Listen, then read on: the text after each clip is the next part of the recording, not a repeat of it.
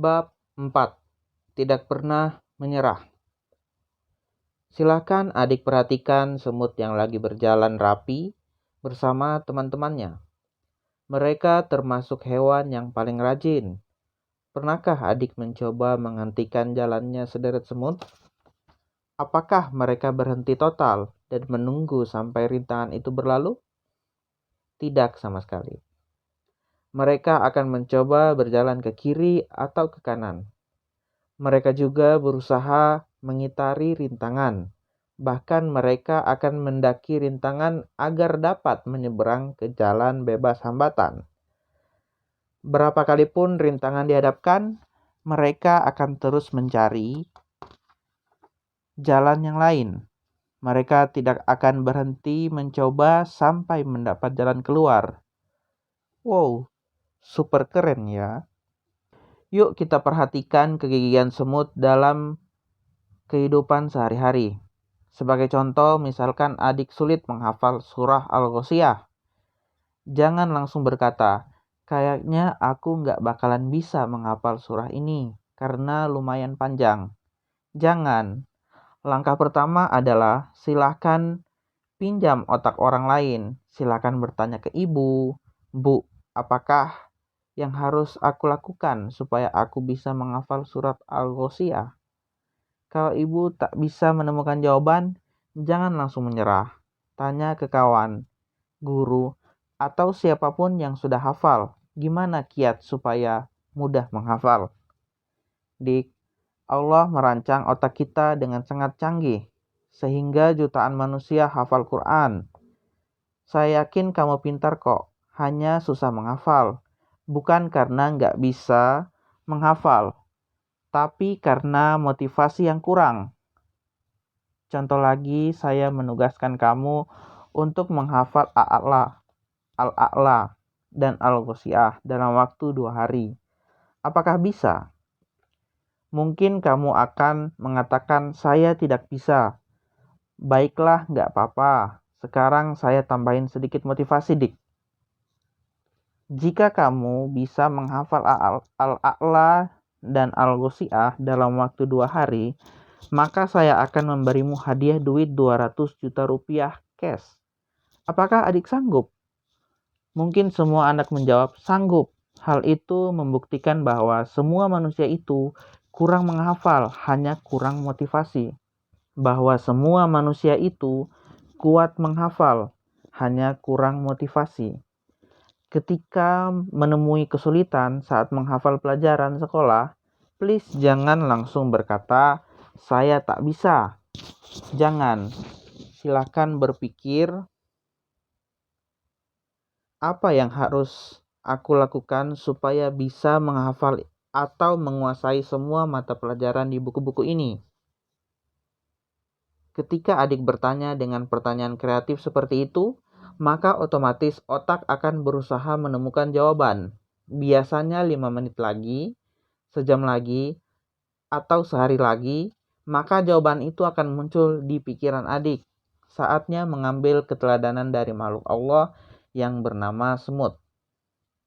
2 hari yang lalu anak saya, Hani 9 tahun, girang bukan kepalang karena berhasil berceramah di depan ratusan orang menjelang pelaksanaan sholat tarawih. Dia membawakan 7 menit durasi ceramah dengan sangat anggun. Ditambah bait-bait pantun Islami yang menghias membuat puluhan jamaah tersenyum sambil bertepuk tangan. Beberapa warga bertanya, kenapa Hani bisa menghafal materi ceramah segitu banyak? Hafal di luar kepala tanpa kesalahan sedikit pun, kok bisa? Dik, hal ini bukanlah sesuatu yang hebat. Dimulai dari pertanyaan, bagaimana caranya supaya bisa menghafal seperti ceramah sebanyak 6 halaman ini? Maka keluarlah jawabannya, yaitu setiap hari Hani harus menghafal materi ceramah minimal setengah halaman. Begitulah cara kerjanya. Rencana sudah tersusun rapi, kini tinggal melaksanakan. Plan your work your plan. Dalam tempo 1 minggu, Hani sudah menghafal semua materi ceramah. seminggu kemudian memanfaatkan hafalan dengan mengulangi hingga mantap, tak ada yang salah sedikit pun. Showtime, berhasillah Hani, ceramah bagus, lucu, keren, dan mendapat aplaus dari banyak orang. Lihatlah anak-anak yang ahli memainkan violin. Apakah keahlian itu didapatkan dengan sangat mudah? Pasti tidak dong. Mereka latihan dan latihan setiap hari. Mengulang dan mengulang, itulah senjata rahasia mereka. Mereka tak bosan mengulangi sehingga prestasi dapat diraih. Mereka tak pernah berhenti hingga mendapatkan apa yang diinginkan. Sebut saja namanya Fatia. Duduk di bangku SMP kelas 8, ujian kenaikan kelas sudah ditinggal 2 hari lagi. Padahal dia menginginkan nilai yang bagus. Fatia adalah tipe anak yang jarang belajar, tapi pingin nilai yang bagus. So, gimana caranya? Apa tema obrolannya? Nyontek bareng, kerjasama supaya nilai bisa bagus? Deal, rencana pun berhasil dilakukan. Dan anehnya guru yang menjaga ujian seakan memberi kesempatan kepada anak didiknya supaya menyontek. Aneh, tapi memang seperti itu kenyataannya. Yuk kita pikirkan bersama tentang Hani dan Fatia. Mereka sama-sama punya tujuan, sama-sama meraih apa yang diinginkan. Keduanya sukses, hanya saja Hani memakai cara semut dalam ketekunan, sedangkan Fatia memakai cara kancil dalam kelicikan dan kebohongan. Padahal yang dinilai Allah Subhanahu wa Ta'ala itu caranya, bukan hasil akhirnya. Pakai cara semut ya, nggak usah pakai cara kancil.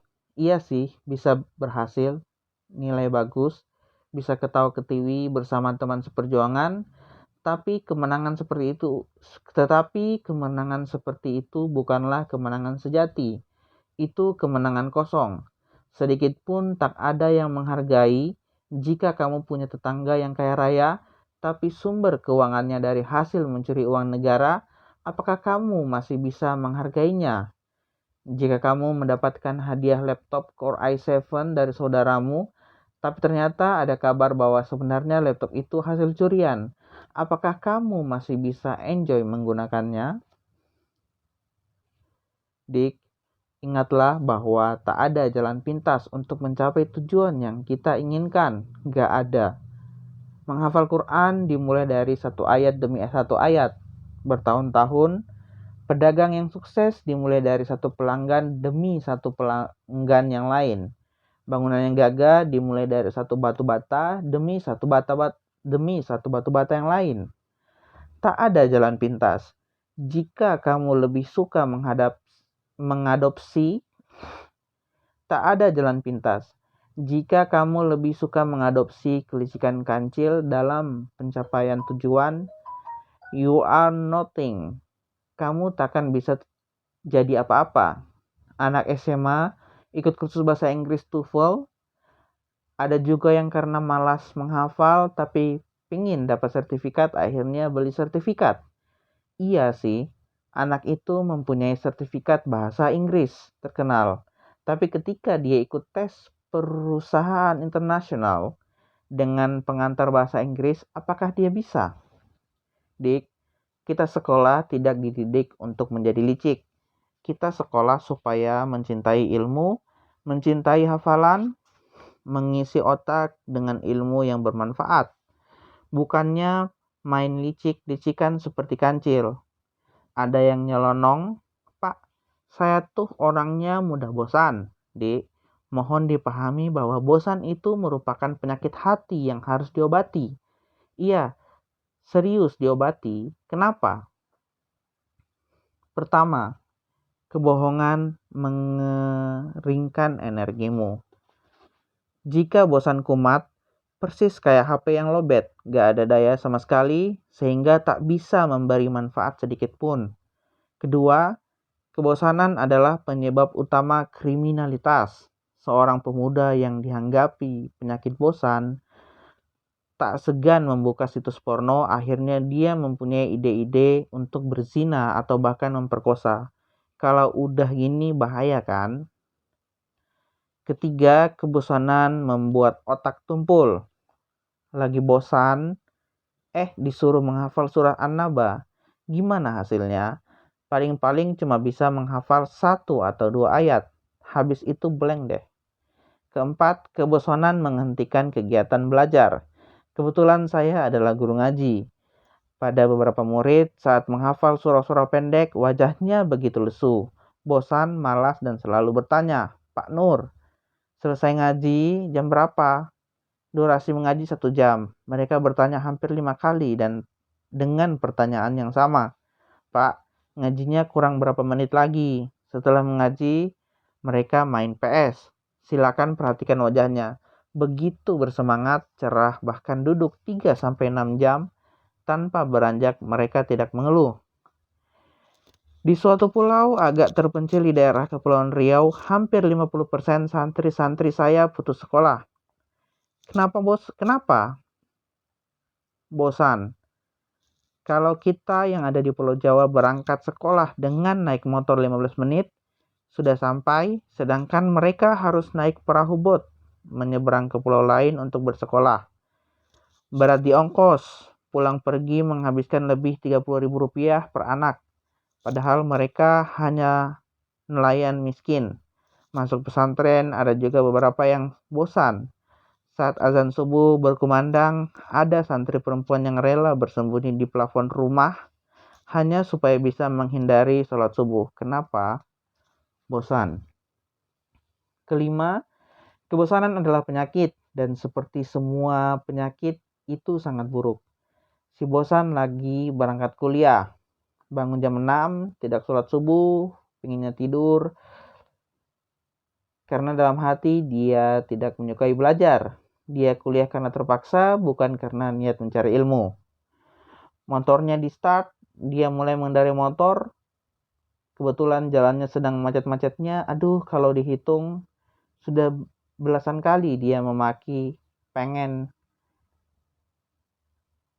pengendara sepeda motor yang lain sambil berkata di malam hari.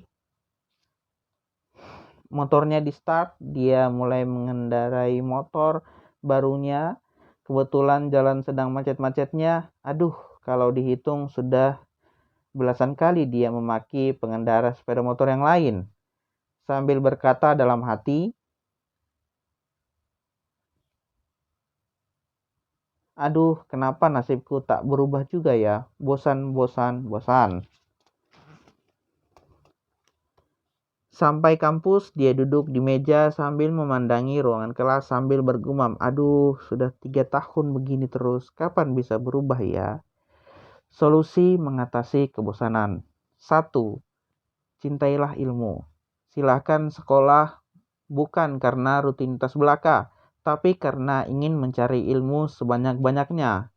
Kedua, rutinlah menghibur diri. Ketahuilah bahwa jiwa ini cepat bosan. Yuk kita jalan-jalan melihat ayat-ayat Allah terbentang. Ingat, kamar bukan alam semesta. Mengurung diri di kamar akan menjadikan rasa bosan berlipat ganda. Ketiga, aktif menjadi remaja masjid atau kegiatan Islam. Keempat, aktif dan rutin mengikuti pengajian, pendidikan akan menghidupkan pikiran. Kelima, dapatkan pekerjaan tambahan atau pekerjaan sambilan. Dulu saat kuliah, saya juga bekerja di salah satu BUMN. Bisa kok, yang penting niat. Keenam, cari kawan baru, komunitas baru, sholat jamaah dengan pindah-pindah masjid. Ini sangat menyenangkan, sholat sekaligus rekreasi. Sekian untuk bab 4, terima kasih.